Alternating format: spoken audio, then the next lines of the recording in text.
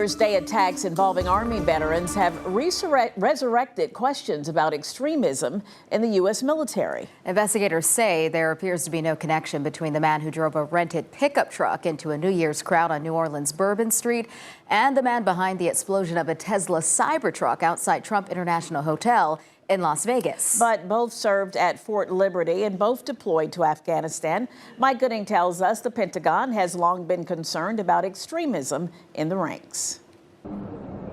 The primary suspects in the two deadly attacks on New Year's Day, decorated Army Green Beret Master Sergeant Matthew Livelsberger and Army veteran former Staff Sergeant Shamsud-Din Jabbar, shared a history of service in the U.S. military, fueling persistent concerns over extremism within the armed services.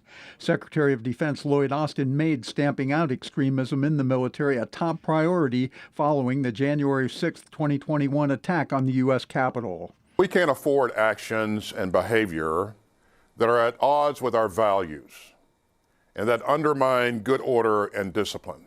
Of the nearly 1,400 people who have faced charges for their involvement in the Capitol breach, 222 or 16.2% have military backgrounds, according to data from the National Consortium for the Study of Terrorism and Responses to Terrorism. That was something that the Secretary took very seriously when he came into office. Pentagon Deputy Press Secretary Sabrina Singh said Friday the events in New Orleans and Las Vegas involving the active and discharged soldiers were tragic. But she said the suspects' bad acts were the exception rather than the rule. I think what's important to remember is that, again, the vast majority who serve in our military do so with honor and integrity every single day. Mike Gooding, 13 News Now.